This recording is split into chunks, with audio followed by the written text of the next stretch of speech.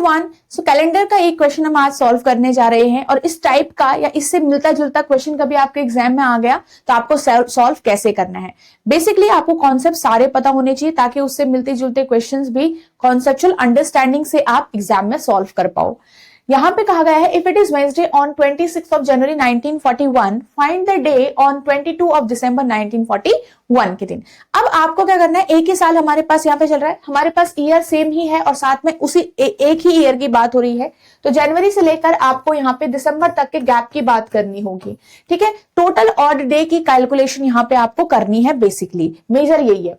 तो जनवरी में आपको रिमेनिंग डेज काउंट करने हैं और दिसंबर में आपको क्या करना है, जो भी आपका गिवन डेज हैं वो आपको यहाँ पे कैलकुलेशन में लाना है, साथ ही वो सारे ऑड डेज जो आपके इनके बीच में होंगे मंथ्स के अंदर, क्योंकि मार्च अप्रैल जून ये भी तो होगा ही ना। तो आपके पास यहाँ पे जनवरी में 5 दिन बचे हैं प्लस आपके पास फेब है, क्योंकि लीप ईयर नहीं है ये, तो आपके पास 0 ऑड डे हो गए। मार्च इसके बाद आता है, मार्च में 3 ऑड डेज होंगे। 3 ऑड डेज कैसे निकालते हैं गाइस, ये मैं बता देती हूँ। 7 से डिवाइड करना है आपको जितने भी दिन उस मंथ के अंदर होते हैं। 7 4 से 28, तो रिमाइंडर कितना बच गया 3। तो जो ये रिमाइंडर बचता है that is your odd day. ठीक है, और इसी की कैलकुलेशन की हेल्प से हम दिन निकाल पाते हैं।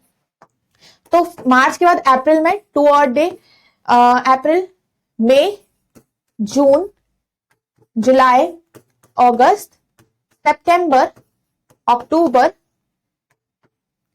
नवंबर एंड दिसंबर के पूरे 22 डेज। अब आपको यहाँ पे क्या करना है, सिंपली जो भी 7 का यहाँ पे पूरा मतलब काउंट करके 7 से डिवाइड कर देना है इसको।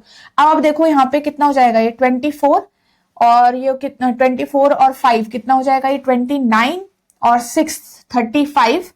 तो ये तो पूरा वैसे ही कैंसिल आउट हो गया 35, क्योंकि आपके पास ये 7 का पूरा आपका मल्टीपल हो गया। देन यहाँ पे कितना हो जाएगा 2 + 2 4 + 3, ये भी कैंसिल्ड आउट हो गया।